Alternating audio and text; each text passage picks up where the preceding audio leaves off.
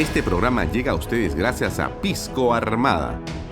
Un pisco de uva quebranta de 44% de volumen y 5 años de guarda. Un verdadero deleite para el paladar más exigente.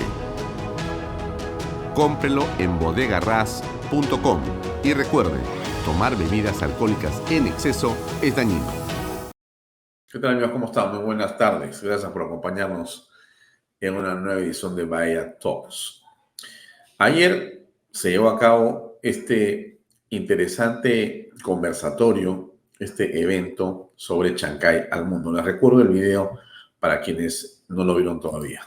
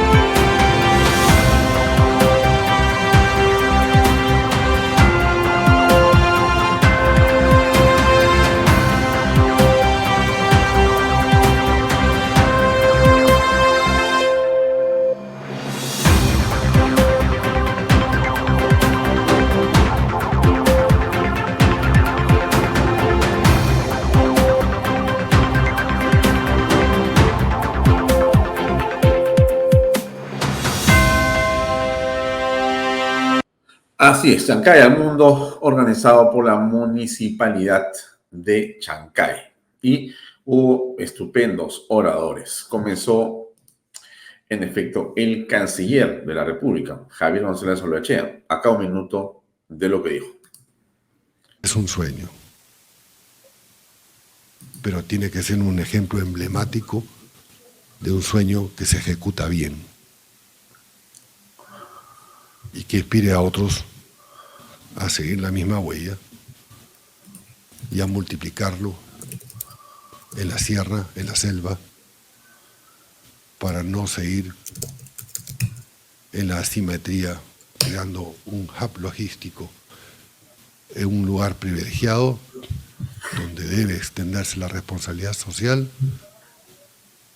donde habrá mejores ingresos, y en otras partes seguimos esperando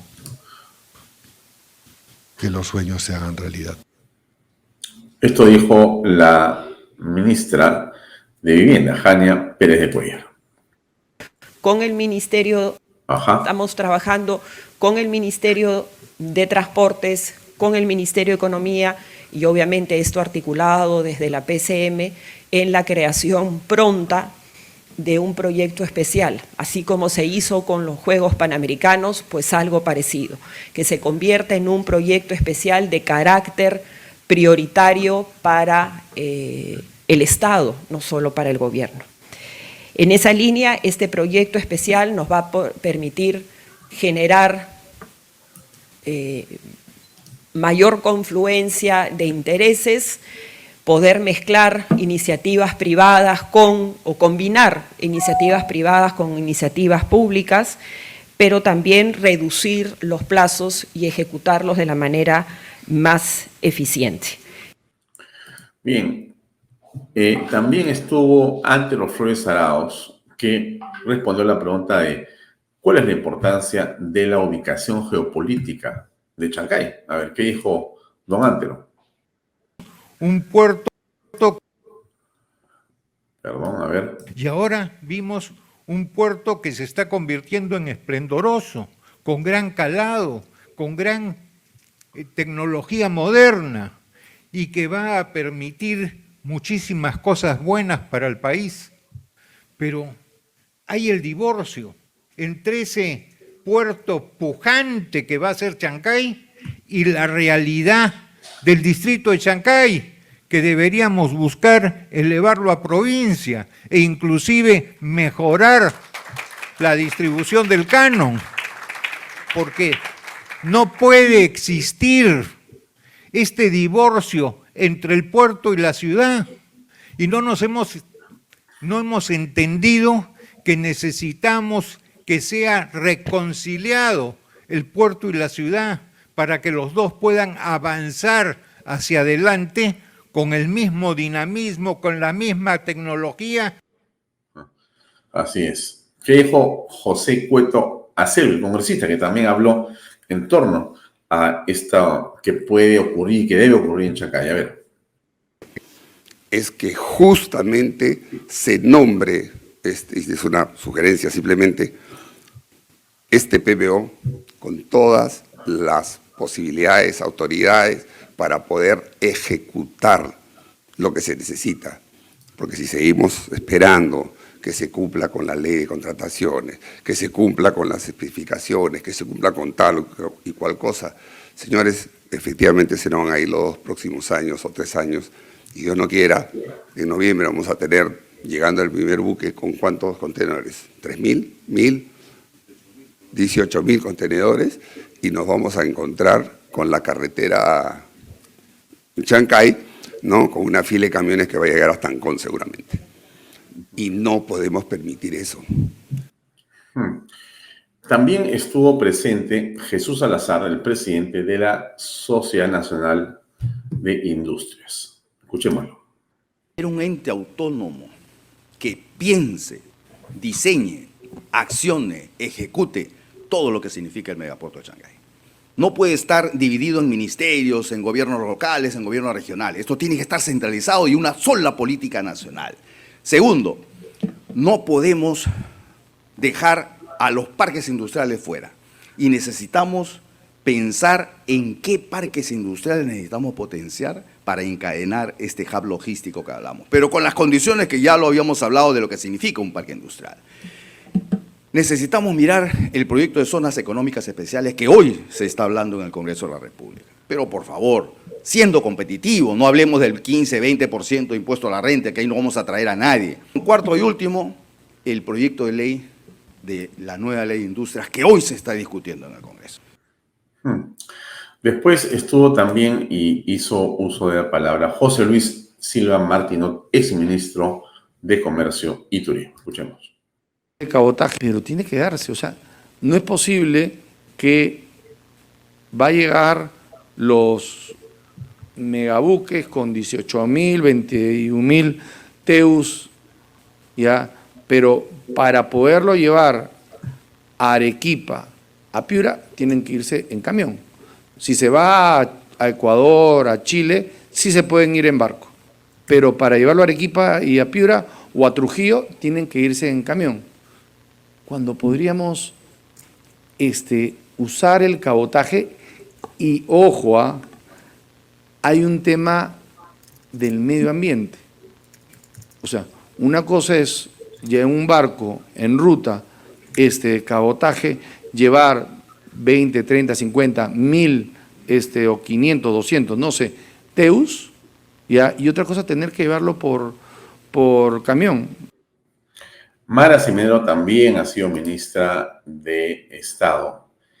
En el gabinete del presidente Merino no me representa, como decía ella, cuyo premier fue precisamente ante los Fredes Salosuelo. Esto dijo Mara en torno al tema del turismo. Es la que el día de mañana le va a poner dinero en el bolsillo a los ciudadanos. ¿Qué quiero decir? El turista que llega significa plata en el bolsillo del taxista, del mozo, del guía, del artesano.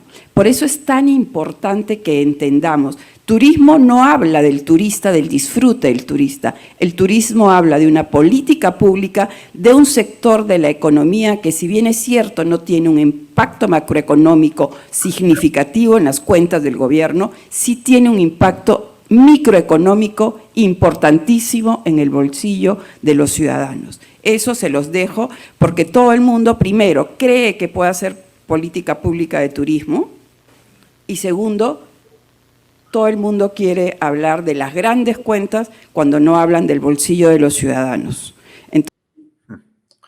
Y esto dijo Mario Figueroa de la red de hoteles BTH. Pernoctar porque no hay dónde quedarse, no hay buenos establecimientos de servicio y el nivel de competencia de los chancayanos no está no tienen cimientos, no tienen fundamentos en el servicio. Les falta formación y qué mejor que darles educación para poder así elevar sus niveles de competencia, no solamente para ellos en sus locales, sino también para cuando Chancay reciba las grandes cadenas hoteleras, las grandes marcas restauranteras. ¿Qué va a pasar si el recurso humano chancayano no está al nivel? Lo que va a pasar es que los hoteles, por obvias razones, van a traer gente de otras ciudades. Chancay tiene que pensar a futuro, en desarrollar una infraestructura, una ciudad maqueta, construir encima de lo que ya existe, crear una ala moderna, porque Chancay no puede solamente considerarse el puerto. Chancay tiene que tener una identidad. Bueno, hay muchas cosas ahí todavía por desarrollar. Estuvo también el contraalmirante Luis García Milla Ugarriza, director de Intereses Marítimos de la Marina de Guerra del Perú. Y dijo lo siguiente, una presentación muy interesante, pero estamos tomando apenas un minuto para poder darles a ustedes un brochazo de lo que fue el evento. A través de los servicios industriales de la Marina, se firmó ya un contrato con la empresa Hyundai, con el astillero, para empezar a construir el primer buque multirol, las dos primeros buques auxiliares logísticos y una patrulla oceánica. ¿Para qué? Para tener un poder naval creíble, que permita más adelante poder salvaguardar los intereses marítimos nacionales. Y Chancay constituye un interés marítimo. Cito a nuestro gran almirante Miguel Grau. ¿Cuánto afianza? Y es importante interiorizar esto, porque a veces nos preguntamos, ¿qué es el poder naval? ¿Qué es el poder marítimo? ¿Qué es ser una potencia marítima? Y es parte de nuestro estudio de la realidad marítima. Nuestro gran almirante de Perú decía, ¿cuánto afianza una buena escuadra? Los intereses, la tranquilidad y la soberanía de la nación. Y después hizo uso de la palabra el general José Baella Malca, ¿no? Y acá hay algo de su presentación sobre temas de seguridad. A ver, escuchemos por favor. Es, si no me equivoco, Chancay van a tener que pedir que venga de Lima, después de 2 horas se aparezca un equipo para responder, no. Tiene que tener ahí todas las condiciones necesarias para poder hacer la investigación del delito, no solamente la policía, sino también la fiscalía y también el Poder Judicial. Recomendación. Es necesario la creación de una división policial de mínimo 500 hombres, con miras al futuro. Pero ¿qué puede ser Chancay? Los lobos van a acechar Chancay. Hay que prepararnos para eso. El distrito de Chancay es en perspectiva de ser considerado un modelo de ciudad, con estándares internacionales de seguridad y prever la construcción de un C5. Hay que pensar siempre en más. Un C5 es un sistema de seguridad que tiene una serie de componentes, ¿no? Eso propone el general José Baella. ¿Qué dijo Juan Carlos Liendo, que ha sido director de la Servicio de Inteligencia? A ver. Que enganche las necesidades de seguridad individual, doméstica, del día a día, dentro de las casas, las habitaciones de la ciudad. Una política de seguridad que implique políticas dentro de las empresas, las instalaciones portuarias. Tiene que estar sincronizado. Una política de seguridad ciudadana que implique, ¿no?, desde la señalización de calles, la salud pública, la delincuencia común, todo ello. Una política de seguridad de orden público y también conocimientos para enfrentar situaciones de disturbios, alteraciones del orden público y todas sincronizadas con la seguridad nacional. ¿Por qué? Porque el puerto de Chancay definitivamente se va a convertir en uno de los activos críticos nacionales más importantes del país. O sea, no es poca cosa. No, yo creo que, como dice muy bien Juan Carlos Liendo, cuando esto se eche a andar, el tema Chancay va a ser crítico para todos. ¿Qué dijo Percy Ortiz de la empresa Villacurí de energía, ¿no? Él genera, transporta, distribuye energía. ¿Qué fue lo que dijo en su presentación sobre cómo ve el tema de Chancay. Escuchemos. El puerto moderno es sin duda el que Chancay va a trabajar en el futuro, y lo que necesita es tener un clúster de servicios portuarios para captar demanda para el puerto. Es uno de los elementos importantes que el puerto requiere. Asimismo, una capacidad planeada con visión de largo plazo a varaderos y muelles es también muy importante.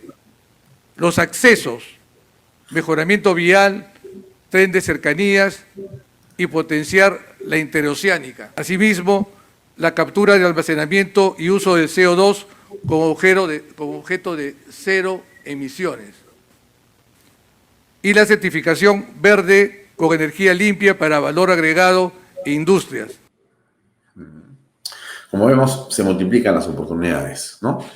¿Qué dijo al respecto Juan Bergelund, de UAB Latam? Bastante significativo, venimos trabajando con las municipalidades, porque obviamente para el catastro digital las fotos que tomamos con los drones salen en 3D. O sea que alguien que hizo 2 pisos extras y el municipio no les está cobrando por esos 2 pisos extras, vamos a poder evidenciarlo. Oiga, no es una imagen plana, sino usted tiene 4 pisos y usted me está pagando por 2. Entonces realmente ahí hay una oportunidad interesante. Entre muchas cosas más, ¿no? Esto que dice Juan Bergelund es tremendamente importante. Ahora lo voy a comentar. Carlos Tejada es el CEO, no, es el gerente general adjunto. Así es. ¿Qué dijo el almirante Carlos Tejada? Un hombre que estaba en el proyecto del cero desde el principio. Tipo providencial realmente por sus enormes capacidades. A ver, escuchemos al almirante Carlos Tejada. ¿Qué fue lo que dijo? Entre las muchas cosas lo señaló porque habló y dio un discurso muy interesante. Puerto Chancay, las mejoras que se están haciendo en DP World, APM, en Salaverry, en Paita, el Perú en el mes de noviembre va a tener la infraestructura portuaria más moderna de toda Latinoamérica. Y nos debemos sentir orgullosos de eso, porque esta meta es un primer paso de esta visión de un hub logístico. No podemos pensar que el país va a seguir creciendo si solamente exportamos materia prima. No tiene ninguna lógica. Tenemos que exportar productos con valor agregado. Ya lo hacen los países de la región. Y nosotros ya tenemos ofertas de empresas globales que se vendrían inmediatamente a la zona logística para, en vez de exportar litio, exportar baterías de litio. En vez de exportar cobre, exportar transformadores. O sea, que nos insertemos en las cadenas globales de valor. Dejemos de exportar materia prima y comencemos a exportar componentes con alto valor agregado. Ese es el tema central en el país en este momento. Dejemos de ser un país que lleva solamente un poco de tierra convertida. Me refiero al mineral que sacamos, lo zarandeamos un poco y lo mandamos al extranjero donde lo procesan. Si el procesamiento no tiene nada del otro mundo, lo que pasa es que no hemos creado las condiciones y no nos hemos atrevido a hacer eso. ¿Por qué el Perú no tiene, digamos, un grupo de empresarios más audaces?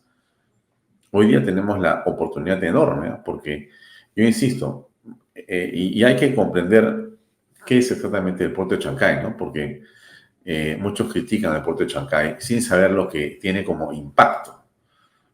Y no entienden que es una obra privada, siguen pensando que es una obra pública, siguen pensando que, digamos, el puerto ha sido una concesión hecha por el Perú, cuando es un negocio de privados, absolutamente.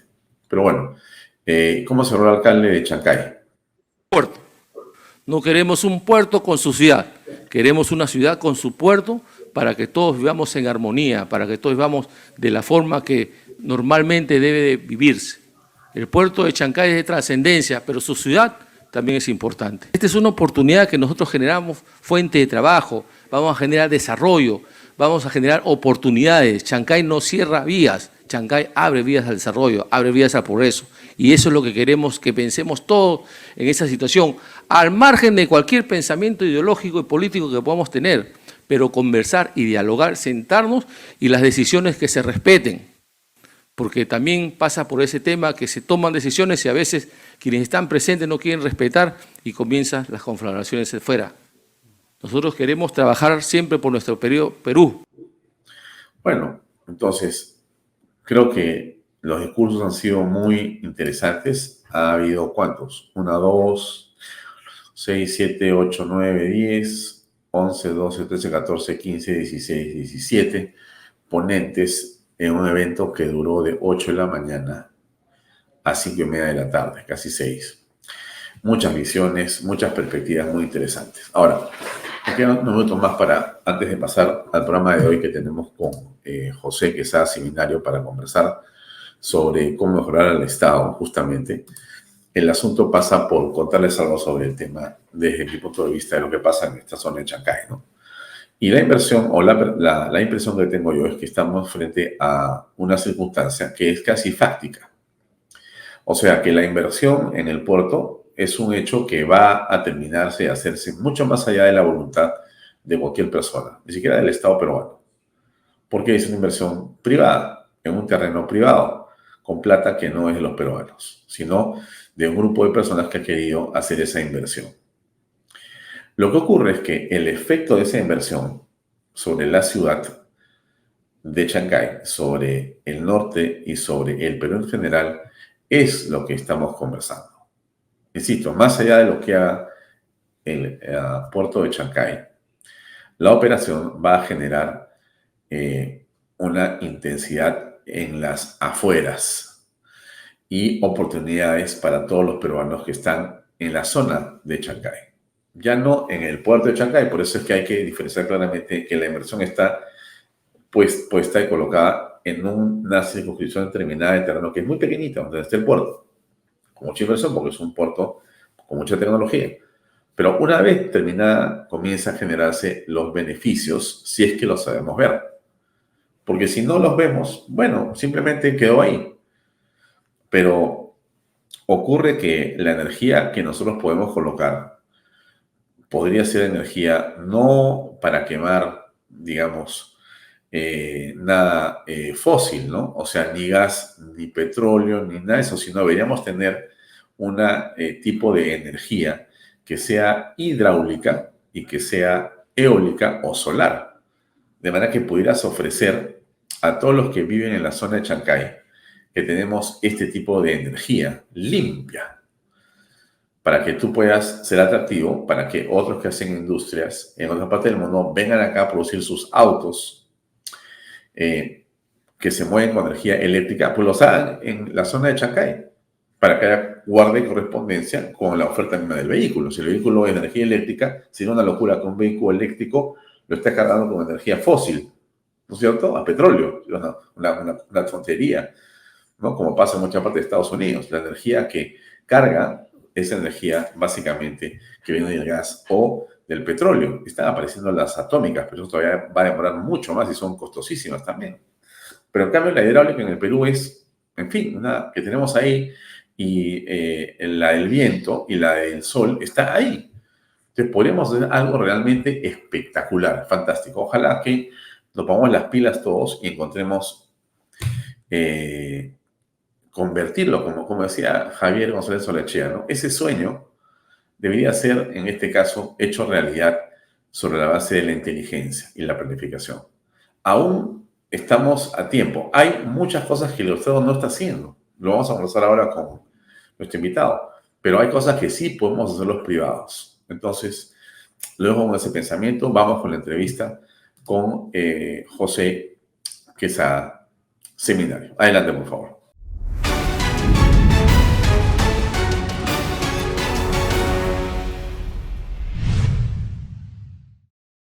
Bien, estamos con el economista, financista y experto en reingeniería de empresas, José Quesada Seminario. José, gracias por acompañarnos. Gracias a ti, Alfonso, por la invitación. Encantado de estar aquí. Mira, yo quisiera en realidad que nos ayudaras y hicieras un esfuerzo de pedagogía para poder explicarle a la gente que nos sigue qué puede pasar con la economía en el país. La gente está preocupada, no hay trabajo, la gente siente que hay una gran, digamos, confrontación política, y podría sentir inestabilidad. Y empezó a escuchar algunas voces que dicen que la economía está creciendo y eso podría ser el principio de una recuperación.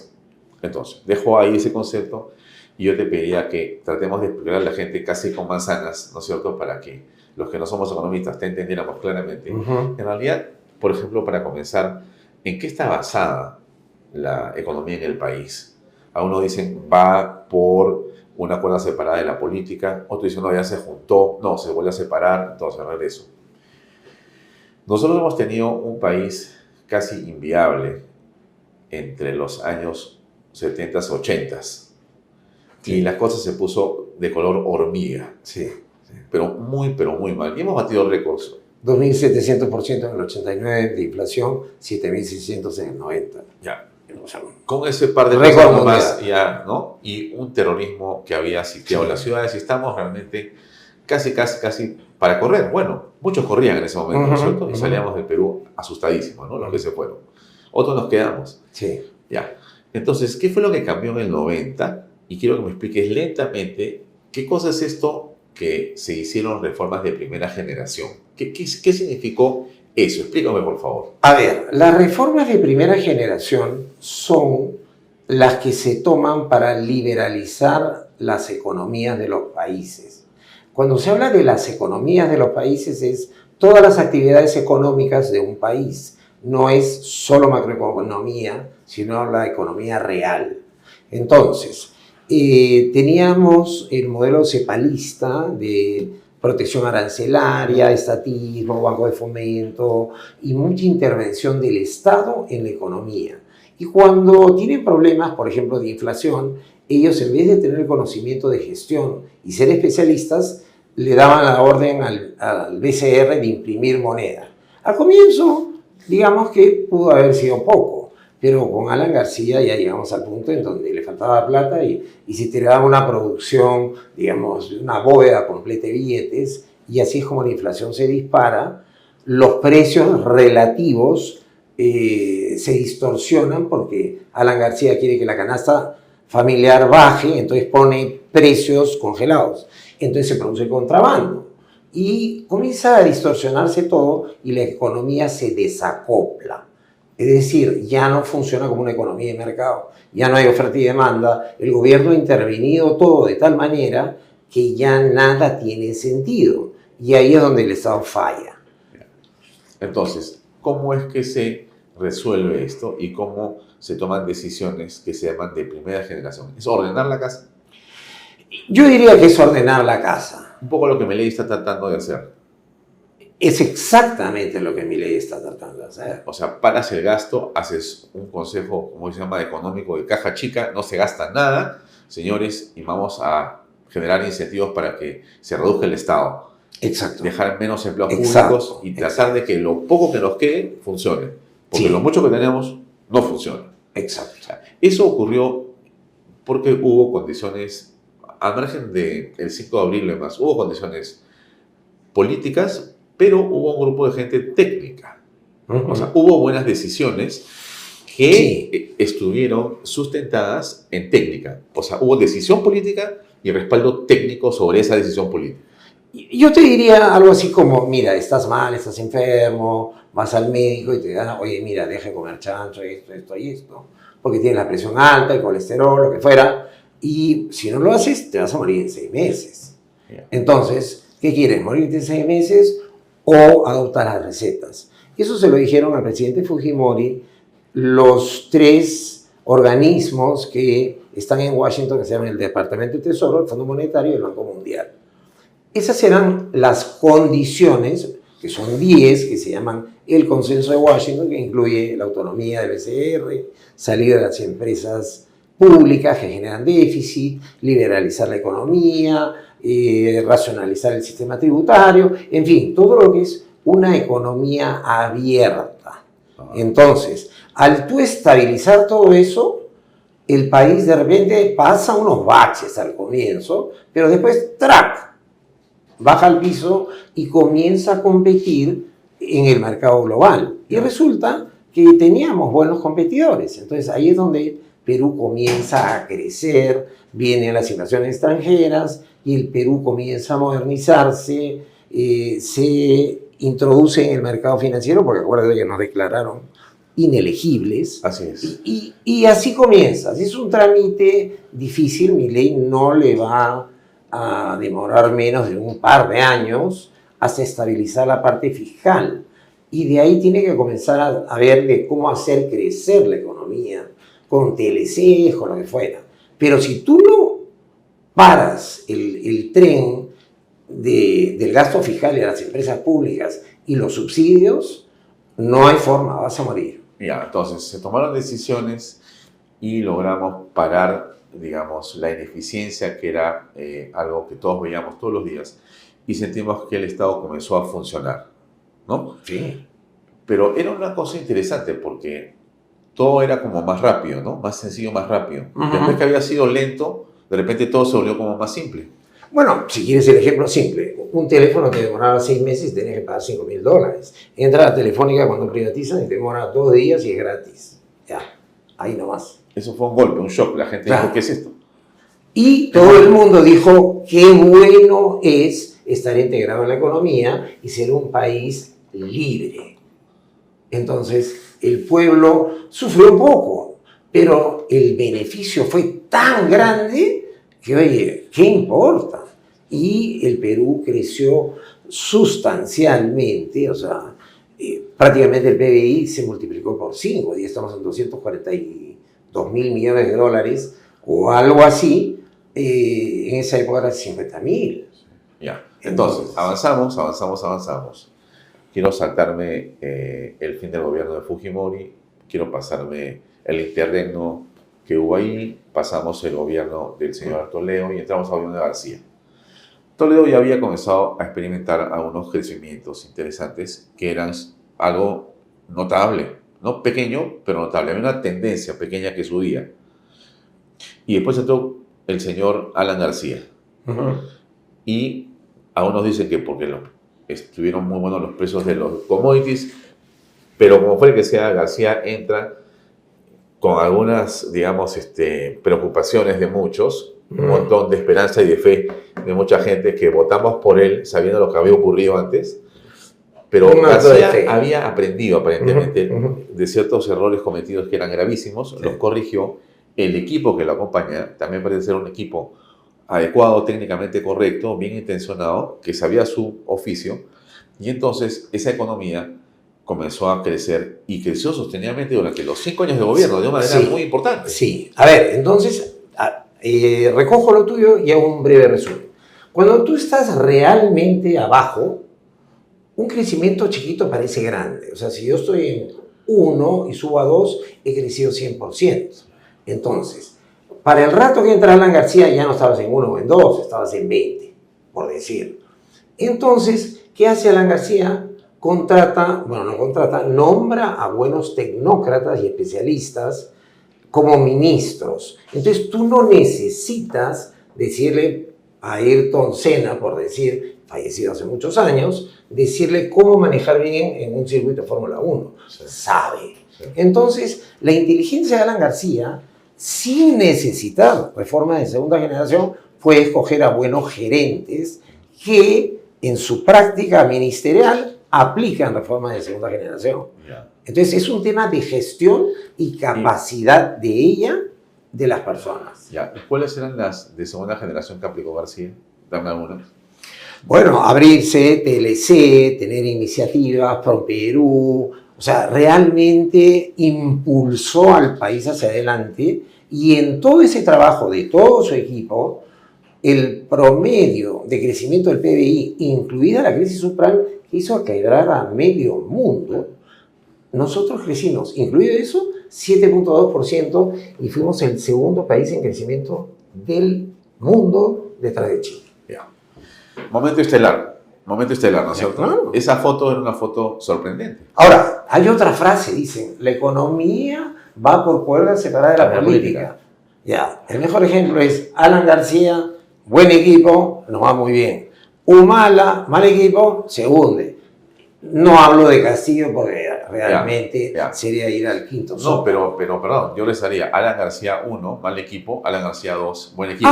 Bueno, también. Más simple. Es más simple, es más simple. Ya. Y más... es contundente el ejemplo. Ya.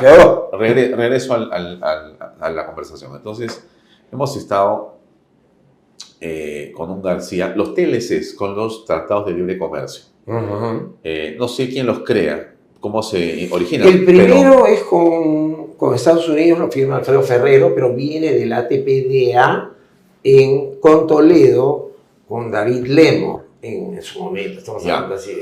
Ya. ¿Por qué es tan importante en todo este esquema los tratados de libre comercio? Eso es simple. Porque a la hora de que tú haces negocios, es decir, si tú eres fabricante de carros y vas a hacer negocios con la Mercedes, lo que aprendes es a cómo trabajar, planificar producción, ser ordenado. Entonces vas aprendiendo. Eso es lo que hace la reforma de segunda generación ya con Alan García. Toledo fue un poquito el inicio desde muy abajo. Ya. Pero el TLC, ¿qué permite con Estados Unidos? ¿Qué permite con los países que se firman? Que yo pueda... Eliminar aranceles, facilidades de exportación e importación y en condiciones graduales para que los productos americanos no entren acá y quiebren medio Perú. Ya. Entonces es un proceso y podemos exportar allá también nosotros, ¿no es cierto? Claro. Ya. Te hago una pregunta. O sea que si un país cualquiera, ¿no? Por ejemplo, tenemos un TLC con Estados Unidos, que de hecho existe, ¿no es cierto? Ya. Si un país X no puede exportar cosas a Estados Unidos porque no tiene cómo hacerlo, o no tiene un tratado, ese país puede producir en el Perú, transformar lo que sea acá y exportar a través de nuestro TLC hacia Estados Unidos. Sí, eso lo hacen mucho los, digamos, países que no tienen TLC con Estados Unidos que ponen plantas en México. Claro. O en el Perú podrían ponerla. No se ha dado el caso, creo, pero podría ser. Pero obviamente México es el más conveniente. Está cerca. Claro. Ya. Pero es interesante, ¿no es cierto?, comprender que el TLC es una llave para entrar. Y para subir tus estándares de competitividad en relación con los países que haces el TLC. Sí. Porque nosotros éramos, por decir, un niño de quinto de primaria y comenzamos a tratar con los Estados Unidos, que está pues, en tercer grado de facultad. Entonces comenzamos a aprender. Ya, ahora, se habló mucho de los TLCs hacia adentro, que eran los que faltaban. Falta el TLC está el TLC hacia afuera, falta el TLC hacia adentro, decían. ¿Escuchaste esa frase? Sí, pero no... Es decir, que faltaba trabajar y desarrollar las capacidades en la producción de temas dentro del país para poder realmente exportar, pues, o sea, los centros grandes de producción no se estaban desarrollando en el país, estábamos como medios lentos. Sea como fuere, García fue un momento estelar de la economía peruana y del crecimiento del país. Todos dijimos, wow, somos unos capos, El país muerto, ahora somos un ejemplo, una cosa impresionante. Y de ahí... Lo que te dice que la buena gestión, usando reformas de segunda generación, te trae esos buenos resultados. O sea, buenos equipos con decisión política adecuada. Con conocimiento de gestión en el equipo, pero los tiene que nombrar el presidente. Ya, entonces eso permite decir, oye, mira, hay unas cosas que han funcionado. Acá hay un patrón exitoso, ¿no es cierto? Ya. Entramos a Ollanta Humala, un hombre que tenía una visión distinta de las cosas, tenía un equipo diferente, ¿no? Y llevó a cabo una serie de, digamos, decisiones políticas y también tuvo su equipo. Pero la economía tuvo un problema y parece que se puso lenta, ¿o qué pasó? Yo diría que Humala no tenía un sentido claro de su rol como presidente porque estaba ideologizado. Cuando una persona está ideologizada ya no piensa en términos técnicos de contratar a los mejores técnicos para crear la mayor cantidad de riqueza y hacer que el país sea más competitivo. Entonces, crea estas polarizaciones oro versus agua, los ricos versus los malos, y comienza a dividir. Entonces la inercia que se hereda de Alan García solo dura 2 años, y de ahí... Ahora, si hablamos de equipos, por ejemplo, tú no puedes comparar los ministros como Carranza, Ismael Benavides, Mercedes Arauz, con Alan García, versus Castilla, que es el que deja pasar la refinería de Talara, que llevó a la quiebra a Petroperú.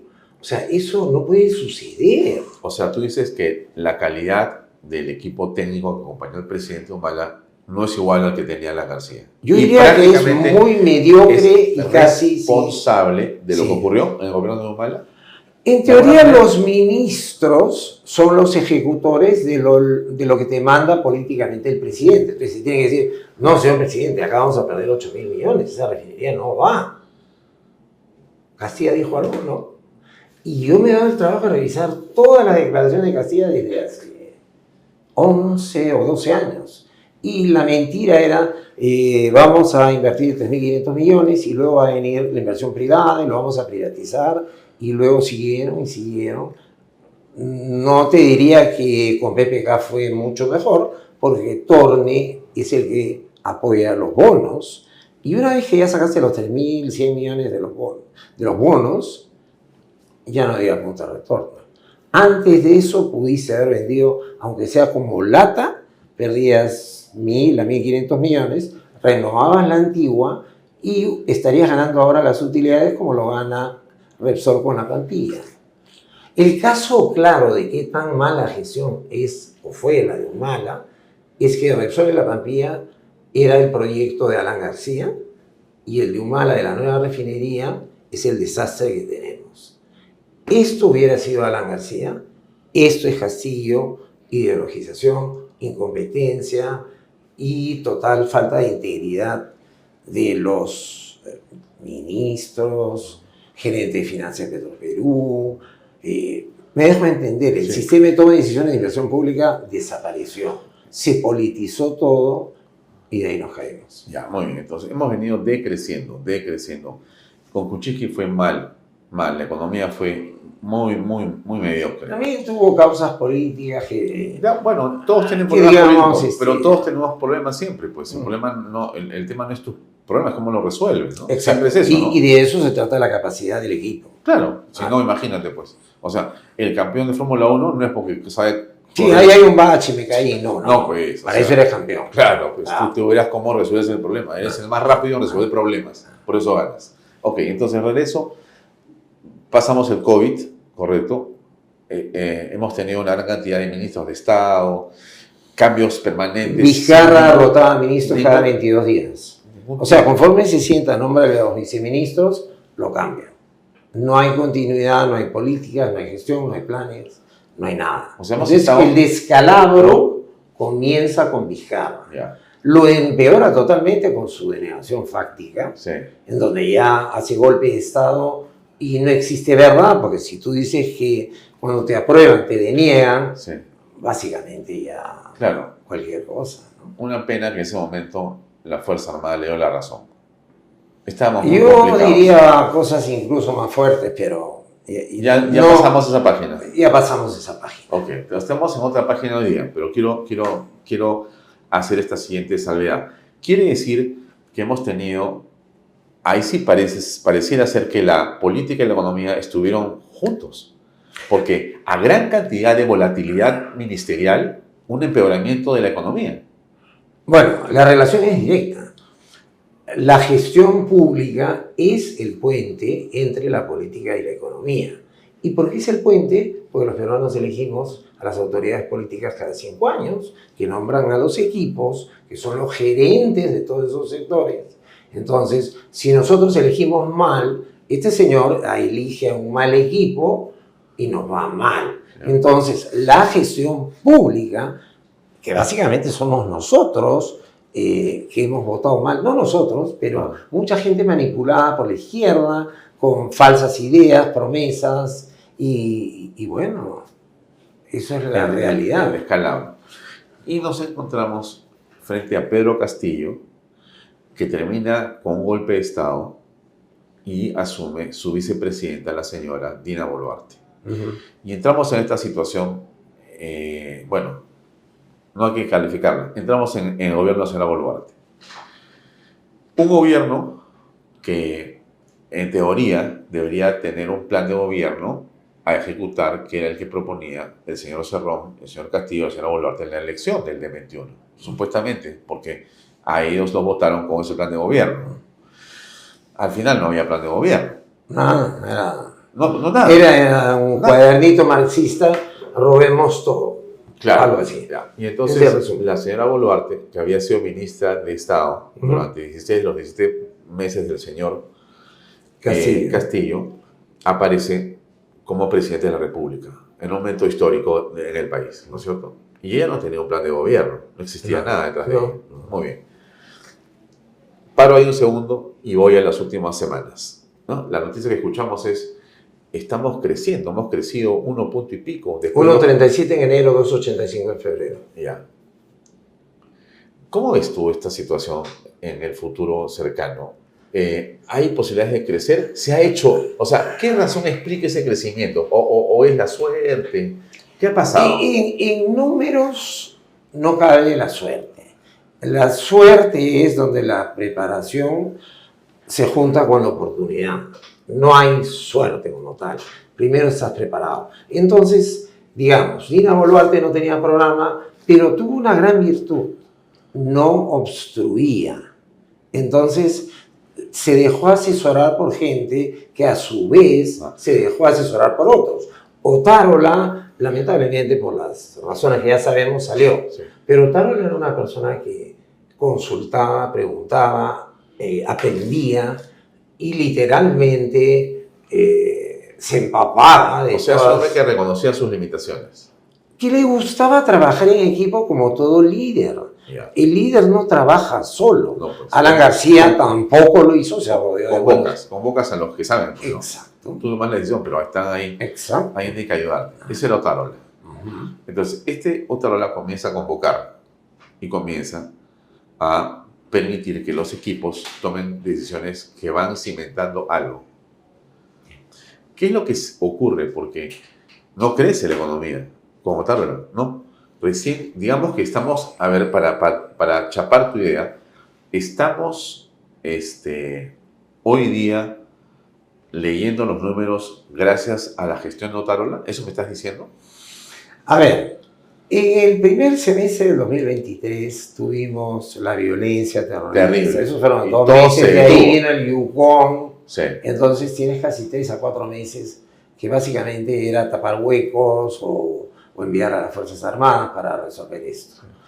En esos tiempos, digamos, los tecnócratas, de alguna manera buscábamos cómo salir adelante, porque si la señora Boluarte, digamos, había autorizado sacar a las Fuerzas Armadas para defender al Perú, algo, digamos, inédito y que mostró su compromiso con la patria, apoyada con las Fuerzas Armadas, entonces creo que eso generó un cierto sentido de a la señora hay que ayudarla de todas maneras, porque ella ha tomado las decisiones difíciles que nunca las ha tomado nadie, salvo Alberto Fujimori.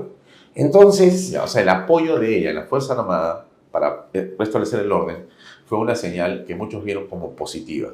Pero claro, tomó mando. Un presidente tiene que tomar mando asesorado por, en este caso, el presidente del Comando Conjunto y una serie de gentes. Entonces, un grupo de gente dijo, bueno, a esta señora, como fuere que sea, aunque ella haya dicho que es comunista o se ha pintado así, más allá de eso, dedo arriba. Vamos a ver cómo se le apoya. Exacto. ¿Ya? No al partido comunista, no al pensamiento comunista. Al Perú, y ella es la presidenta del Perú, apoyemos la institucionalidad de la presidencia y saquemos adelante al país. ¿Porque no era mejor adelantar las elecciones? No. ¿Tú crees que no? No, porque se hubiera repetido el mismo escenario en 2021. Y en ese momento había mucha polarización. Yeah. Entonces, entrar a otra fase electoral se hubiera repetido lo mismo. Entonces no apoyar a Boluarte ha sido, digamos, la estrategia de algunas personas que han decidido ayudarla. ¿Tecnocracia? Por supuesto. Ya. Y entonces, regreso, pues, o sea que estamos ahora viendo los efectos y los frutos de lo que tomó Otárola como decisión con sus equipos. ¿Eso es? Mira, hubo un consenso tecnocrático, conversaciones con gobierno y explicaciones, ¿no? Por ejemplo, las APPs resuelven 8 de los mayores problemas del Perú en la infraestructura pública, servicios públicos, inversión privada, genera crecimiento, empleo, mantenimiento por 30 años. No hay los manoseos de los presidentes en las obras porque son operadores internacionales. Entonces tienes una serie de virtudes con las APPs. Pero te detengo ahí. Y te pido, por favor, que nos expliques otra vez, con tu capacidad pedagógica, qué es una APP y por qué una APP no es igual a privatización. Ah, sí, eso es bien importante, porque una asociación público-privada es cuando un operador global privado, especialista, llámese en hospitales, construcción de metros, aeropuertos.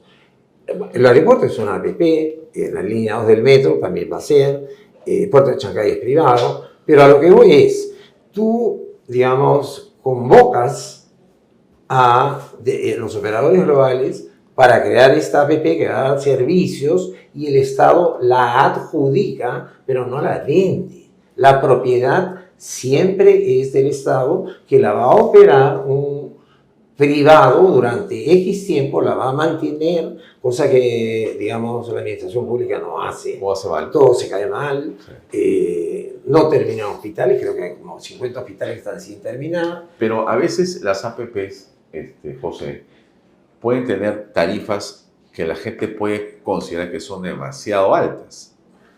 Y esa, digamos, carestía en esa tarifa puede llevar a pensar de que una APP es inconveniente. Entonces, no la privatización, no las APPs. No es así.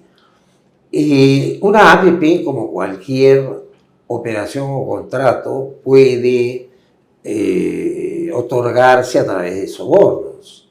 Entonces, Susana Villarán creo que recibió $12 millones para ampliar lo de las rutas de Lima y no sé cuál, o no me acuerdo cuál era, pero recibe los $12 millones, rebaja la distancia y entrega el contrato ahora, como sea. Como todo activo o inversión finalmente se traslada el costo al usuario, los peajes subieron. Pero eso fue porque Susana Villarán, digamos, les dio todo a cambio de los 12 millones que O sea, que tú dirías que el caso de Susana Villarán lo que hace es generar un impacto negativo sobre un modelo que es muy bueno. De las APP. O sea, no solamente ha habido una corrupción, sino ha habido un daño a una institución que es muy importante para el desarrollo del país. Sí, claro. O sea, ella no es solamente una, digamos, persona que está siendo juzgada posiblemente por corrupción y que la justicia tiene que encontrar si fue o no culpable y darle una pena si fuera así, sino que la acción que ella toma y su grupo que la gente que la acompañó genera un efecto muy negativo hacia algo que estaba funcionando muy bien y que hoy día podría estar en duda. Por eso que ocurrió con ella. Sí, claro. El daño que hizo Odebrecht sobre la percepción del privado, la inversión, las decisiones en general, fue muy pernicioso, o sea, corrompió todo. No habían ministros, gobernadores, y prácticamente ninguna hora que no hubiera estado sucia. Exacto. O pasible de sospechosa. Ahora ellos supieron contratar abogados que evitaron la cláusula de la corrupción, entonces se salieron con la suya. El gasoducto del sur sí la tenía, pero el Departamento de Justicia americano los chapó con una corrupción en Estados Unidos, los multó y no pudieron tener el backing financiero para hacer el cierre financiero del gasoducto del sur. Pero el gasoducto del sur, si se hubiera hecho, hubiéramos perdido entre 12 a 15 mil millones de dólares. 2 veces tan larga. ¿No? Ya, perfecto. Entonces, me detengo un segundo ahí. Te sigo preguntándote. Te he dicho esto, entonces, quiere decir que las asociaciones público-privadas no son privatizaciones. No. De ninguna manera. Privatización significa le vendo a un privado algo que es del sector público. Ejemplo. Eso no pasa. Ejemplo. La telefonía. La telefónica. Hoy día tenemos... La telefónica se privatizó. Ya. No se concesionó, no es una APP. El aeropuerto sí, y hay muchos otros casos que sí lo son. Ya, correcto. Entonces, las APPs pueden terminar siendo algo muy positivo porque al final lo que ocurre es que ese servicio, ese mantenimiento de ese activo que tiene el Estado está incorporado dentro del contrato. Claro, y entonces ya, pero hay siempre la duda es la tarifa, ¿no? De lo que sea que venga, porque la gente se preocupa mucho porque piensa que con el Estado no sube y con el privado sube más. Y entonces el tema del peaje es muy sensible, porque todos pagamos peaje y todos decimos, pero otra vez, pero este contrato está mal hecho, porque al final todo, caramba, sube. Y la gente dice, pues, parece ser que esa APP no ha funcionado bien. Y tiene otros elementos que contaminan el concepto mismo y en ese caso la operación, ¿o no? Sí. Durante Humala, Villarán en Lima, Sagasti creo que no usó mucho, pero Vizcarra sí, la mayoría de las obras tienen corrupción. A ver, un ejemplo. La IRSA Sur. La IRSA Sur costaba en presupuesto 800 millones de dólares. Luego mandan a hacer un estudio de externalidades que significa el impacto económico por esta obra. En la Universidad del Pacífico determinó... ¿Un libro? Hubo un libro. ¿Sí? No sé si hubo un libro. Hubieron dos informes. Yo no vale la pena nombrar a los economistas, pero cada uno de esos dos economistas dijo el impacto económico, las externalidades positivas que se van a generar por la IRSA Sur son 1.200 millones de dólares. Por lo tanto, versus presupuesto 800, fírmese, ya está. Toledo cobra 2,5%, 20 millones de dólares, lo de la construcción. Luego cobra 15 más por sacarla del SNIP. 35 en total. Ajá. Pero una vez que la sacas del SNIP, comienzan las adendas, en donde también sobornas al ministro A, al B, lo que fuera. ¿Y a cuánto sube? 4.500 millones de dólares. La IRSA. 5.6 veces el presupuesto original. Y la novedad de los 1.200 millones de dólares, cero. Tú conoces a Abraham Levy, ¿no? Abraham Levy. Sí. ¿El nombre del tiempo? Claro. Sí. Él una vez pasa el peaje, que es el último antes de entrar a Brasil por la IRSA Sur. Sí. Entonces le dice, señor, y ahora con la nueva carretera, ¿cuál es la diferencia? Bueno, dijo, antes pasaban unos 50 y tantos carros, ahora son 75 más o menos. Entonces, ¿cuál es la gran ganancia? 23 carros diarios en peaje. Razonablemente vas a recuperar la inversión en unos 4.500 millones de años o algo así. Ya. Eso es. Ya, ahora, entonces, regreso al modelo APP. Modelo APP, modelo de, digamos, concesión, ¿no? Que parece ser el modelo exitoso, ¿no? Sí. Y llegamos a preguntarnos, ¿no? Esto que está pasando con la economía que crece un poquito, que podría seguir creciendo, ¿qué tiene que ver con las APPs? ¿Algo o nada?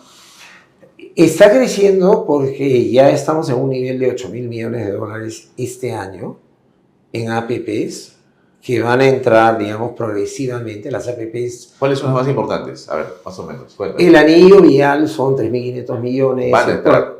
No sé si somos un sueldo. No, ya se adjudicó. Ya se adjudicó, ya está caminando, se va a comenzar a construir en un plazo relativamente corto. ¿Eso es con dinero de...? No. ¿El privado? Privado. Ya. Que se paga el Perú no tiene para invertir esos montos. Perfecto. O tendrías que endeudarte, pero no queremos endeudarnos, tenemos reglas. Ya, entonces el privado va a poner su plata y va a cobrar su peaje.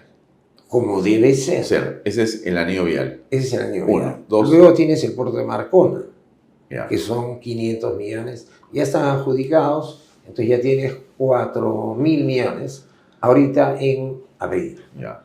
De ahí vienen otra serie de proyectos con los que vas a llegar a los 8.000 y hay algunas ideas más en estandarizar los anillos viales en distintas ciudades que tengan determinada cantidad de gente. Ya, entonces comienzas a hacer competitiva toda la infraestructura del Estado. Y eso comienzas a tener un impacto. Claro, en construcción, inversión privada, menores costos de financiación. Esas cifras que hemos visto en positivo tienen un sustento real, económico, válido y técnico. ¿Van a ser mayores? Sí. ¿Van a ser mayores? Y todavía no ha subido, todavía no has añadido la subida del cobre, que ha entrado a un nuevo superciclo. O sea, el cobre ya está en 9.900 la tonelada y el oro está en 2.300. Yeah. O sea, añádele esas dos cosas y vamos a recibir aproximadamente 20% más de ingresos exportando lo mismo en minería. Ya, pero ¿eso implica crecimiento económico? Sí, 20% más de la minería, de oro y cobre. Bien. Ahora, pero regreso un momento atrás porque se me pasó algo. A veces tenemos construcciones que son bastante veces más caras que en otros países, ¿no? Siendo iguales. ¿El metro es una? En el 2017 ¿O no? yo hice un cálculo y para ese rato la última rama del metro de Madrid había costado alrededor de 60 millones de dólares. Porque, mira, tú cuando haces una obra... Pero eso es bajo, no es en túneles, es sobre... Digamos, mix. Tú no tienes que hacer, por ejemplo, la línea 2 del metro toda por debajo, porque hay zonas en donde lo puedes tener arriba. Por el centro histórico, imposible, pero hay otras zonas en que sí. Pero en términos ya de costo, Madrid tiene 60 millones por kilómetro, nosotros tenemos 187.5. 3 veces más. O sea que el tren del metro de Lima cuesta 3 veces más que el de Madrid.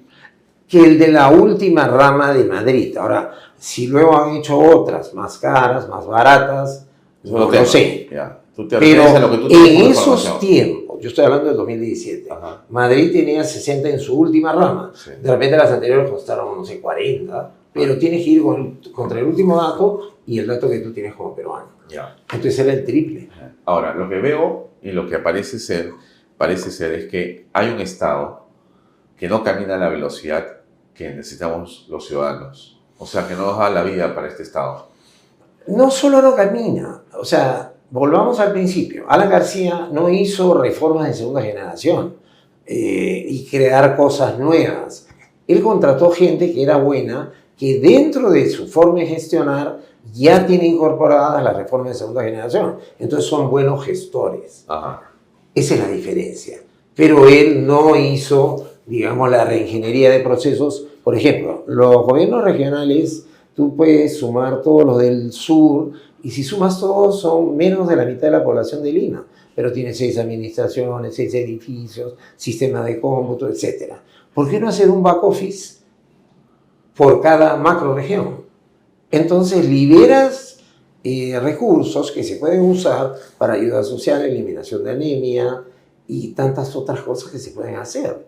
Entonces, esas son parte de las reformas de segunda generación en donde tú vuelves más eficiente y competitivo al Estado. Porque la visión que tienes que tener es que el Estado en el fondo es una gran empresa de servicios públicos que los da en los 19 sectores. Entonces nosotros que somos los clientes decimos, oye, esto está mal, tienes que mejorar. ¿Cómo se mejora y cómo se vuelve más competitivo y menos oneroso? Con una reingeniería. Ya, entonces, ¿cómo hacemos para mejorar eso? Tú me dices una reingeniería. Claro, pero tú me decías hace un momento conversando que la receta no te hace chef. Claro. Ya. Y tú estás dando acá una receta. Lo que pasa es que yo soy experto en reingeniería. Ya. Yo ya diseñé ese plan. También te hablaría horas de Petroperú sobre el nuevo plan en que puede ser rentable en 3 años, privatizada y salir de 3.000 millones de deuda. De acuerdo. Ya está hecho. De acuerdo. Entonces, ¿cómo hacemos para continuar el crecimiento? ¿Qué necesitaríamos? Digamos, tenemos un Congreso con los problemas que puede tener, tenemos un sistema judicial con una fiscalía bastante compleja y miramos con temor.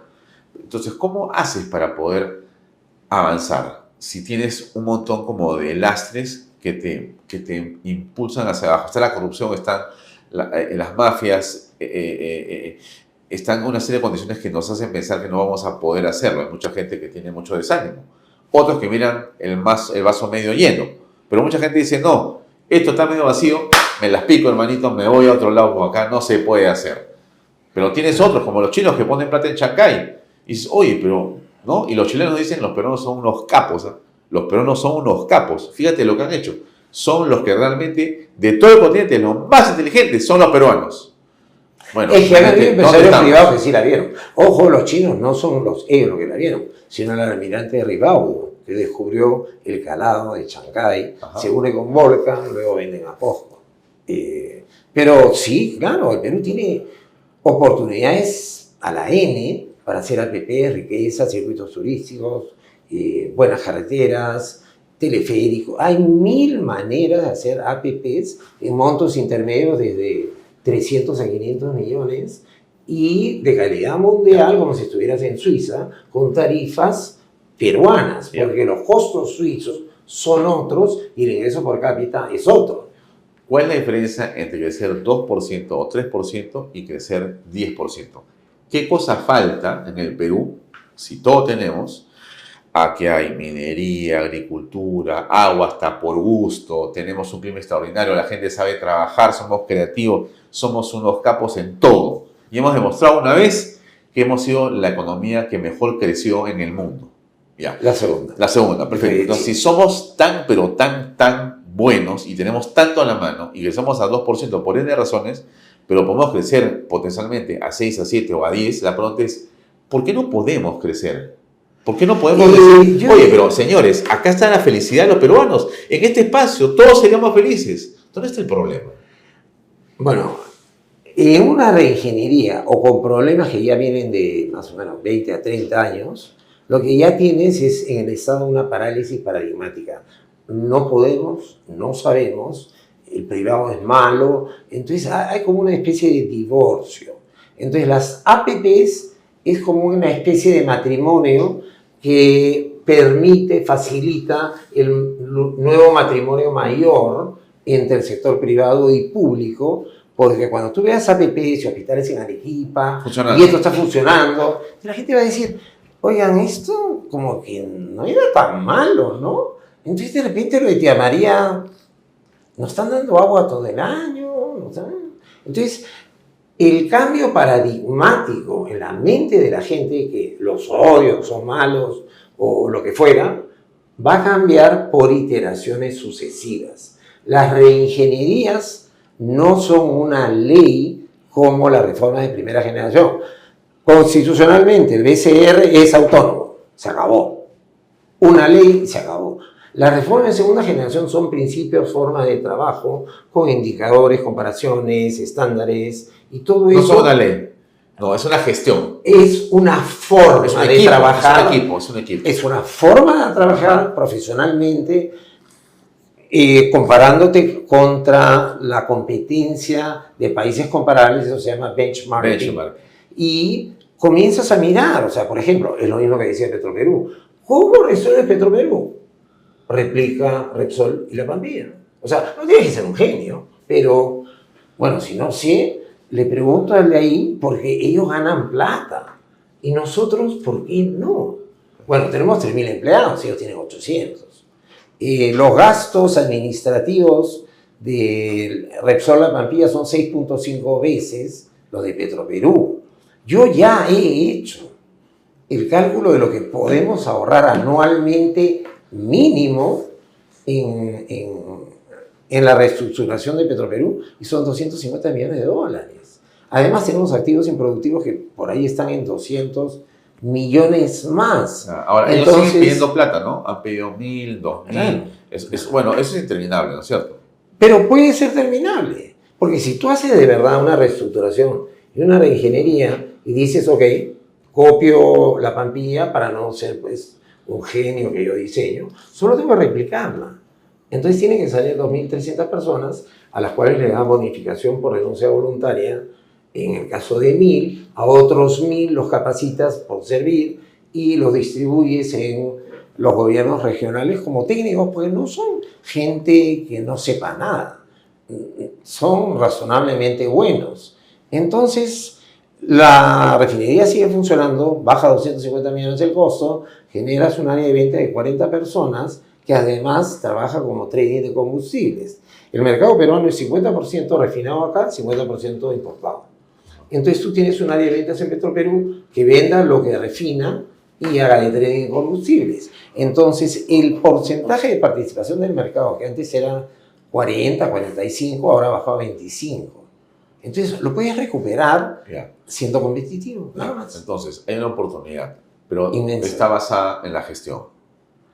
Y la decisión política del jefe. Que impulse pues esa gestión. Sí. O sea que hay salida, hay crecimiento, hay felicidad para el Perú, tenemos todo. Mira, sí, todo. O sea, yo no quiero decir yo, pero digamos, si fueras mi cliente, eres muy salvable. O sea, yo soy Perú y tú eres mi cliente. Yo soy no, Perú. no, al revés. Ya. Tú eres Perú Claro. y yo soy tu reingeniero. Así es. El especialista. Te pregunto, a ver, dígame usted si puedo salvarme. En 3 años te he volteado completo y estás creciendo. O sea, soy un campeón en 3 años. No bajas de 6% de crecimiento. ¿Eso qué implicaría 6% de crecimiento? Bueno, ¿Cómo 6% tiene que ver con la gente que está en los cerros, que no tiene agua y que está haciendo ollas comunes para poder vivir? ¿Cómo implica ese 6% a ellos? Porque el 80% de las APPs, que son las grandes obras, estamos hablando ya de miles de millones, entonces el 80% de miles de millones son muchos miles de millones que se liberan. Entonces la anemia la puedes eliminar en 5 años. Y distribuyes todo con la cadena logística de las Fuerzas Armadas. O sea, tú debes recordar, cuando hablábamos de coronavirus y Vizcarra, que ese fue el gran error. O sea, si tú hubieras distribuido todo a través de las Fuerzas Armadas, la gente no tenía que salir. Y eso es casi igual lo que hizo un mes después el modelo Guayaquil, que bajó de 711 muertos diarios, que para homologar con Perú serían 7.500, cosa que nunca llegamos, y bajaron de, ¿cuánto era? De 711 en 34 días y se quedaron en 0 en adelante. ¿Por qué no podemos hacer algo bien? Si no sabes, busca el bueno, replícalo. O sea que tenemos una oportunidad. Es inmensa la oportunidad. ¿Y tú crees que existe la posibilidad de que hayan cosas? Yo te puedo tener un ejemplo y te lo vuelvo a poner acá, ¿no? Si tú te tiras, nos tiramos los dos de un avión con un paracaídas, cada uno, o un solo paracaídas si quieres, para ser más fácil. Entonces estamos los dos cayendo y sabemos que a los 1000 metros hay que abrirlo. Y estamos en 2000, ¿no? Bajamos a 1800, 1900 y te digo, oye, José, hay que abrir paracaídas a los 1000 de todas maneras. Sí, claro. Pero yo quisiera saber si lo quieres abrir con la mano izquierda o con la derecha. Tú me dijeras, Alfonso, no importa, ábrelo con los dientes, pero ábrelo. Pero ponte de acuerdo, me gustaría saber si lo podemos, de repente lo podemos abrir con los pies. Alfonso, no importa. No, pero conversemos a ver. Acá no hay debate que valga. Abre el paracaídas. ¿Cómo te sientes más cómodo? No importa, ¿no es cierto? Hay que abrirlo, porque si no, nos vamos a matar. Ya. Estamos así. Sí, o sea, es una metáfora, pero tiene que ver con esto. Sí, sobre todo en lo que es infraestructura, APPs, inversión privada, que ya comenzó a entrar, y las expectativas empresariales después de 35 meses, por primera vez en el primer trimestre del 2024, ya son positivas. El plan funciona. Ahora, ¿es magia y te va a cambiar el Perú en 6 meses? No, pero dame 2 a 3 años. Regálame Petroperú y la vuelvo rentable. Regreso al... Ya, yo sé que te dicen talar a ti porque estás con los números en la cabeza dando son vueltas. 10 años que los persigo. Sí, yo sé que has estado haciendo trabajos muy importantes y creo que has acertado en muchas de tus predicciones además. Pero antes de hablar de Petroperú, pues vamos a hablar un minuto de Petroperú, pero un minuto. No, admito lo de talar. Ya. Pero regreso al punto, ¿no? Entonces quiere decir que tú dices, podríamos crecer, pero lo que te digo es que a los 1000 metros, regreso a mi metáfora, si no abres el paracaídas, nos vamos a matar. Sí, claro. Ya. Y no hay otra solución que adoptar estas. Sí, porque no reformas. vamos a, no, pues si no te matas. No, y ya veremos con San Pedro qué pasa, pero eso es otra historia. Sí. Ya, entonces aquí lo que ocurre es que no te vas a morir porque las naciones no mueren. Hay una diferencia entre tu paracaídas y la historia de la realidad. Porque en la metáfora aparentemente caímos porque no nos pusimos de acuerdo. Claro. Y bueno, ya, se acabó la historia. No hay end of the story en el caso de un país, porque un país puede seguir cayendo como Venezuela, Cuba y Haití, ¿no? Tantos otros que tú ves, Nicaragua, o sea, dices estos países, pues, ya hace rato que no abrieron de paracaídas y siguen cayendo, ¿no? Porque la degradación moral, económica, social sigue siendo y sigue costando vidas y dignidad, ¿no es cierto? Yo te voy a dar un número, ¿eh? Y es bien simple. En Perú murieron 219.000 personas por coronavirus. El segundo país era Bélgica, en una época que tenía la mitad de fallecimientos por millón. Entonces, si no hubiéramos sido el último y solo el penúltimo, hubieran muerto menos de, o sea, la mitad, unos 109.500 peruanos. Menos. Ahora, yo no puedo decir que eso es genocidio porque no sé de derecho penal, pero negligencia dolosa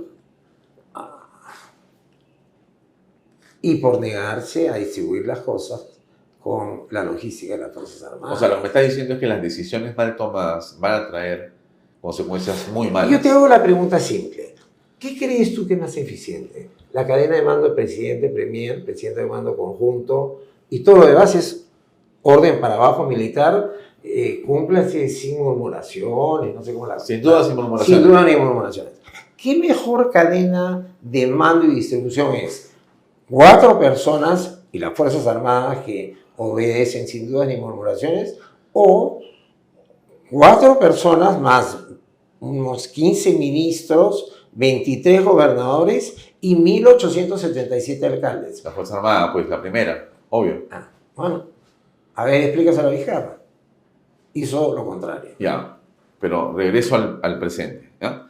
Entonces, la pregunta que te hago y que yo insisto es, por tratar de encontrar, los amigos que vienen van a decir, pero Alfonso, estás que preguntaste hace rato, bien cargoso. No soy cargoso. No, los que hacemos reingeniería. No soy cargoso. Estoy tratando de perfilar una mini propuesta de esta conversación que podría salir de lo que me estás contando tú. O sea, tú estás señalando acá, con tu análisis, una serie de cosas que han ocurrido que son hechos, que están demostrados por evidencia. Sí, claro. Y por lo tanto, lo que habría que hacer es continuarlo, mejorarlo, lo que se hizo bien claramente. Y capacitar a más personas para que sean más transversales. Y tú dices, no hay ninguna ciencia, dices tú.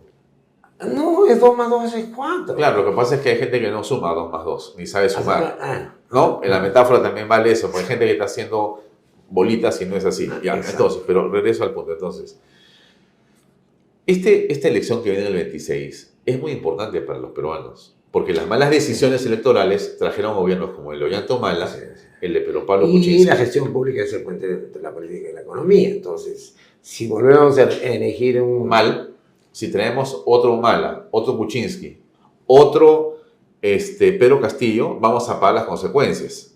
Vamos a volver a caer, no vamos a morir, vamos a estar pobres. Retroceder 20 años, como retrocedimos con la pobreza, y ya está, me parece, casi en 30. Y los vulnerables, que eran 50%, a 2021 deben ser 60%. A ver, entonces, la respuesta a la pregunta sobre las ollitas y la gente sin agua en los cerros es que van a haber más ollitas y más gente llena de necesidades en los cerros. En caso elijamos mal. Claro. O sea, si tú no eres buen chofer, ¿cuál es tu probabilidad de chocar? Alta. Si eres un buen chofer, experto, ¿cuál es tu probabilidad de chocar? Mucho menos. Mucho menos. Así es. Eliges mal, te caes. Eliges bien, toma buenas decisiones, el país avanza, genera confianza, certidumbre, viene más inversión privada, los servicios públicos dan satisfacción y resuelven los problemas de los peruanos, y automáticamente van a querer más de lo mismo. Ahora, entonces irán más por un centro derecha que por un loquito que quiere destruirlo todo. Tú eres un economista, un financista, un especialista en ingenierías empresariales. Administrador de empresas. Administrador de empresas. Ya, de acuerdo. Pero igual pues te pregunto, ¿no? ¿Cómo logras un consenso político? El movimiento se demuestra andando. Y si varias vueltas lo haces en público, la gente comienza a creer. O sea, que tú crees que los medios de comunicación juegan un papel importante, por lo visto. Los medios de comunicación pueden hacer lo que le dé la gana. Pero al final, por ejemplo, ya tienes el anillo vial periférico en Chimbote, viene el de Lima. En Lima se perdían alrededor de $2.400 millones por exceso de tráfico en ir y venir en un año. ¿Se perdían o se pierden? Bueno, se perdían, digo, porque el informe de CECEL es de hace, me parece, 8 años. No tengo una cifra actualizada. Pero si antes era así de malo, es probable que sea peor. Ya, wow. Entonces, o sea, la ineficiencia, dejadez, falta de profesionalismo o integridad que hay en el sector público es una cosa de horror. Por eso se crea la ley 314-19 de la idoneidad de los funcionarios públicos. Si no eres idóneo, tienes que renunciar. Y si alguien nombra a alguien no idóneo, es delito. Eso el ardido general de los 3 niveles de gobierno lo está haciendo Contraloría. Entonces, esa es otra cosa. También tenemos que reinstitucionalizar el Estado. Es como una empresa, como te decía. Entonces tiene distintas áreas y una de las principales en cualquier empresa es contabilidad y auditoría. Pero acá resulta que todas las otras partes, producción, ventas y finanzas, hacen lo que le da la gana y a este no lo quieren dejar trabajar. Así no funciona. Tú tienes que integrar la institucionalidad del sector público, ser transparente, ponerles KPIs, hacer reingeniería, ir por APPs y digamos, eso da vueltas cada 6 meses. Al cabo de 2 años, yo estoy seguro que no bajamos de 5, 6. Y si ya para ese rato los mineros por ahí ya resolvieron su problema de la reingeniería, que tienen 495 pasos en 29 instituciones y lo has bajado a la 4ª parte, yo creo que ya habría metido un proyecto grande. Entonces, ahorita estamos en 12.500 millones. Tú mete lo que quiere hacer Sauder, son 9.000 de un cocacho. Toda la cartera de proyectos son 53.000 millones. ¿Tú te imaginas lo que crecería el Perú si introduces toda esa inversión privada? O sea, ahí sí no bajas de 8 o 9. Entonces, ¿cuál es el problema? La gestión pública. Porque ¿quién lo impide? 490 permisos en 29 instituciones. Entonces, ¿qué hay que hacer? Simplificar, aligerar y todo eso, ¿no? Si no, lo que yo creo que ha sido creado básicamente por corrupción, ¿no? Y ideologización también, porque la izquierda mucho procura... La izquierda, con todo respeto por los izquierdistas que tienen ideología, porque yo respeto a esa gente que piensa así, yo estoy en desacuerdo completamente, pero lo que pasa es que hay gente que se dice de izquierda y son simplemente unos ladrones. Y lo que hemos visto nosotros son ladrones vestidos de izquierdistas que han entrado al Estado para robar. Perdóname, eso no tiene nada que ver con ideologización. Bueno, eso se llamará en todo caso billetización de la política. Yo tengo una frase distinta. Yo no creo que existe la ideología de izquierda. Son organizaciones criminales fingiendo tener una ideología para entrar al Estado a través del sistema democrático y luego robarse todo. Eso es. No lo veo como ideología, es una organización criminal. Bien. José, vamos terminando la entrevista. Gracias por venir a conversar con nosotros en Bahía Talks. Te voy a dar la oportunidad de hablar de 1 minuto de Talara, por una razón muy sencilla. Tú eres una persona que ha investigado, como pocos en el Perú, lo que iba a ocurrir, lo que podía ocurrir, y finalmente has mirado lo que ocurrió. ¿Fue un gran error, Talara, desde tu punto de vista? Claro que sí. O sea, no solo un gran error, fue literalmente suicidarse, ¿no? O sea, tú hiciste un proyecto que quebró Petroperú. O sea, mataste Petroperú con esa refinería. Si no es porque el Estado le ha metido ya no sé cuántos miles de millones, Petroperú estaría muerta hace, no sé. ¿Cuándo fue? 2019, 5 años. O sea, realmente hemos cometido un error porque lo que se le ha metido a la refinería, más lo que le has metido para salvar a Petroperú, todo eso resolvió el problema del agua potable en todo el país, seguramente. O más. Yo calculé 400 hospitales y 1.400 colegios. Solamente los 5.000, los 4.000 y pico, ¿o qué? Solo los 8.000 que teníamos hasta hace unos meses, si fueran APPs. ¿Qué 8.000? ¿Qué 8.000? 8.050 millones entre todo lo que habías endeudado, más los aportes de capital, préstamos, garantías y capitalizaciones. O sea, todo ese que es el paquete Talara, ¿o no? Ese es el paquete Talara. Que no son 5.000. Si tú esos 8.000, si esos 8.000 los conviertes en APPs, eran 40.000 millones en obras de infraestructura operadas por APPs. Con eso seríamos el primero en Latinoamérica. O sea, que estoy hablando de cientos de hospitales, miles y miles de colegios. Pero qué bestia, ¿no? Eso me parece... ¿Qué tal criminal. Contraste? ¿Qué tal contraste? O sea que... Ahora, o sea que yo lo hablo y la gente como que se queda callada y no sabe qué decir. Agárralo a Castilla y díselo. Un día entrevístalo. ¿Tú estarías dispuesto a sentarte con Castilla a conversar? Sí, claro. ¿Para contrastar opiniones? Por supuesto. Lo voy a llamar a ver si quiere. De repente no le interesa, de repente sí. Mira, la macroeconomía es la parte de las cuentas nacionales, ¿no? O política monetaria, fiscal, impositiva, pero no son los gerentes. La mayoría de los macroeconomistas y todos los ministros de economía son macroeconomistas. Es como que se olvidan que es y finanzas. Entonces a veces pienso, ¿por qué no cambiamos a Ministerio de Gestión y Finanzas con una Dirección General de Presupuesto? Porque básicamente manejan el presupuesto. ¿Tú alguna vez has visto que un ministro de Economía promueva tal o cual proyecto directamente? No. Eso lo hace por inversión. Sí. Entonces, lo que dicen el peso del MEF es tanto, era tanto, hasta con Alan García, de ahí en adelante. Es chicheño. Muy bien. Nos quedamos todavía para conversar de varios temas más. No en esta vez, pero en otra oportunidad seguiremos dándole vueltas al tema para que nos cuentes en un futuro cercano, bueno, cómo avanzan esas privatizaciones. ¿Qué más se puede pensar hacer? Esperemos que sigan. Yo estoy seguro, ya es una política pública, 8.000 millones, 24, 25, 26, van a ser necesariamente parte de todos los planes de gobierno. Y ahí, razonablemente, los profesionales le van a ganar a los no profesionales, ¿no? O ideologizados. ¿Y tú ves a Dina Boluarte como una persona ideologizada o de sesgos comunistas o posición comunista que puede evitar esto? ¿O cómo está ella, según tu perspectiva, tu lectura? Yo la veo pragmática. O sea, le tocó ser presidenta, ella tiene que decir sí o no a tales cosas.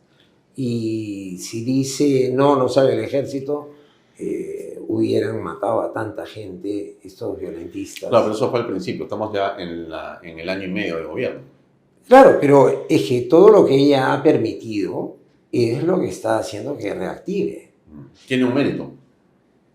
Como digo, el mérito de ella no es saber, es no obstruir. Y eso a veces es un inmenso mérito. Muy bien. Gracias. Ok, muy gracias Alfonso, encantado. Amigos, eso es todo por hoy, nos despedimos hasta mañana. Buenas noches.